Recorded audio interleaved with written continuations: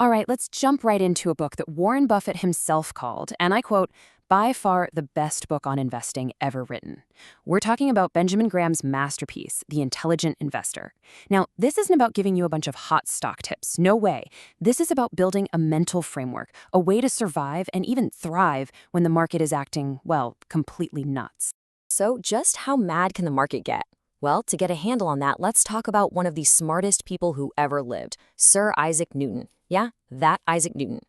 Back in 1720, he got in early on the South Sea Company, which was basically the hot tech stock of its day. He saw things were getting a little crazy, a little overheated, so he sold everything and doubled his money. 100% profit. Genius, right? You'd think so. But here's the thing.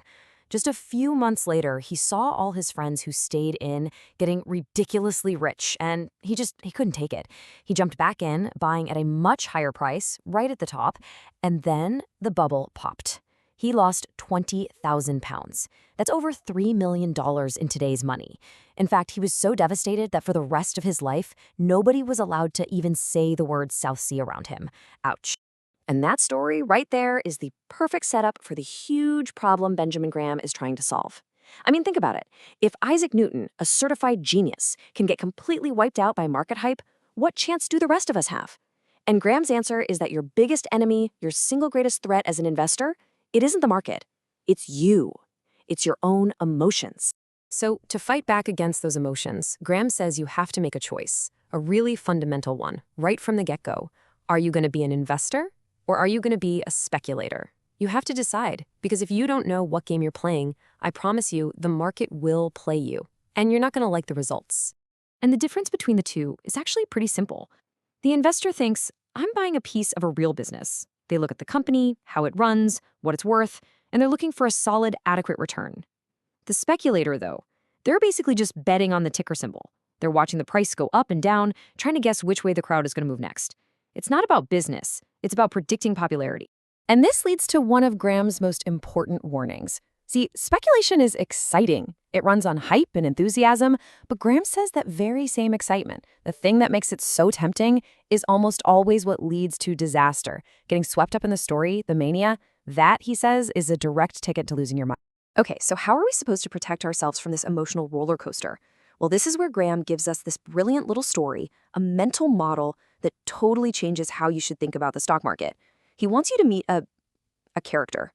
His name is Mr. Market. I want you to imagine something. Let's say you're part owner of a business, and you have only one other partner. His name is Mr. Market. Now, here's the catch. Your partner is, well, he's a little unstable. He has wild mood swings, and every single day, without fail, he shows up at your door with a price.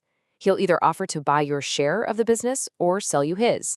On some days, he's just incredibly euphoric. He's on top of the world. He'll tell you the future is bright, the business is a gold mine, and he'll offer you a ridiculously high price for your shares. Now, the intelligent investor knows this doesn't mean the business is suddenly worth more. It just means their partner is in a crazy good mood. And hey, maybe it's a good time to sell to him. Then there are the other days. He shows up and he is just completely despondent. He's convinced everything is falling apart, the world is ending, and the business is totally doomed. And on those days, he'll practically beg you to buy his shares from him for next to nothing.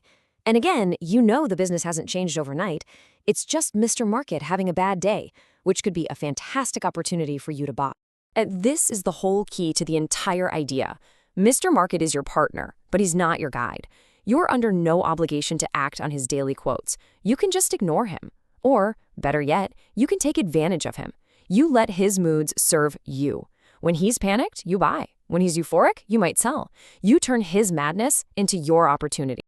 All right, that leads us perfectly into what is maybe the single most important concept in the entire book. This is Graham's ultimate defense mechanism.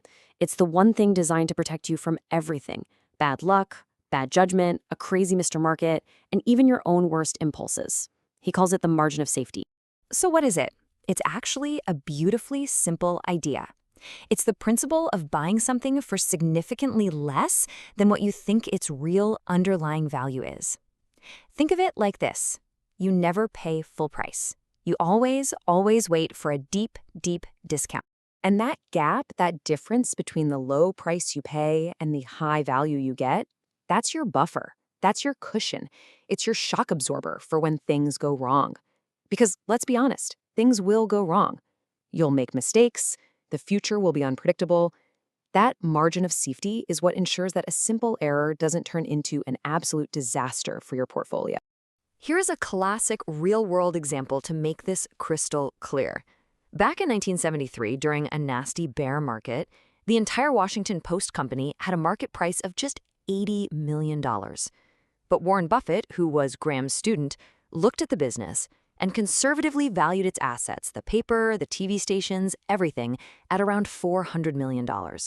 So the market was offering him a $400 million business for $80 million bucks. That $320 million gap, that was his margin of safety. As he put it, he was buying a dollar bill for 20 cents. Who wouldn't take that deal? Okay, so the philosophy makes a lot of sense. But how do you actually apply this stuff in the real world? Well, Graham lays out a really simple set of rules, a playbook for what he calls the defensive investor. First up is how you structure your portfolio. He says, start simple, 50% in stocks, 50% in high-quality bonds. And then you create a hard rule for yourself. You will never have less than 25% in stocks, and you'll never have more than 75%. What does this do? It puts your decisions on autopilot. It forces you to buy more stocks when the market is down and Mr. Market is panicking, and sell some when the market is up and he's euphoric. It's a simple way to take emotion out of the equation. And finally, it all comes down to the right mindset. First, just stop. Stop trying to forecast where the market is going. Nobody knows. Second, put your big decisions on autopilot, just like that 50-50 rule. It frees you from making a bad call when you're feeling scared or greedy. And maybe the most important rule of all, your success is measured by whether you're meeting your goals, not by whether you're beating the market or your neighbor. That's a game you can't win. So here's the bottom line. The market is always going to be a little bit crazy. It was true for Isaac Newton in 1720 and is true today.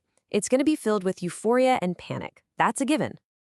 Graham's entire philosophy isn't about changing the market. It's about building a fortress around yourself to protect you from its madness.